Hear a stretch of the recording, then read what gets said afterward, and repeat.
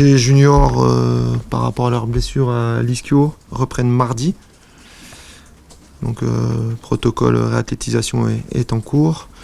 Et Lévi Ntumba a reçu un coup, comme vous le savez peut-être, en équipe de France et protocole commotion. Voilà.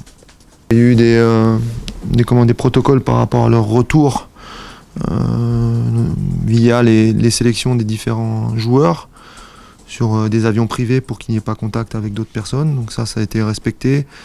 À partir de ce moment-là, suivant les destinations où ils arrivaient, on a pris des soins par rapport au repos, justement par rapport à ces heures de voyage. Aujourd'hui, protocole Covid, et on aura les résultats dès demain pour savoir si tout va bien. Ouais, c'est une chose qu'on a mis en place depuis pas mal de semaines pour justement avoir l'opportunité de les voir à l'entraînement. Oui, il y a eu des choses intéressantes. L'état d'esprit était plutôt bon. Donc ça fait du bien aussi de régénérer un peu le groupe, et je pense que c'était une bonne formule. Donc voilà, on a un peu plus de lisibilité par rapport à leur potentiel, donc pour pouvoir se prononcer, même si rien ne remplace la compétition, même en National 3. Sur ce match à l'OM, dimanche 21h, je pense que c'est une source de motivation, voilà, supplémentaire, qui doit nous animer. Voilà, vous savez la saison qu'on fait, et ce genre de rendez-vous, c'est une belle opportunité pour le groupe, voilà, de montrer un visage positif. C'est une nouvelle étape de ce club. Après, voilà, on connaît tous la personnalité de son entraîneur, personnage un peu atypique dans le milieu du foot.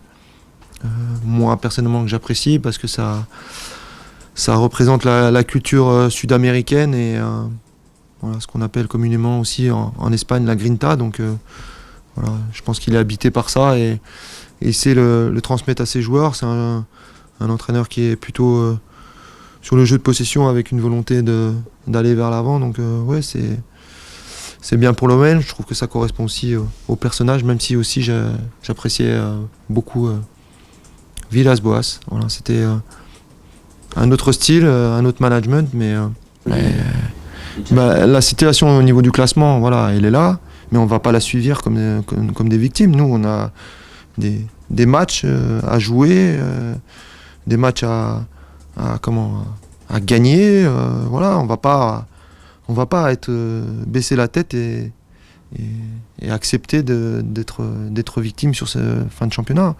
Moi, chaque match, c'est un match une opportunité pour mes joueurs. Voilà, et je le vis comme ça.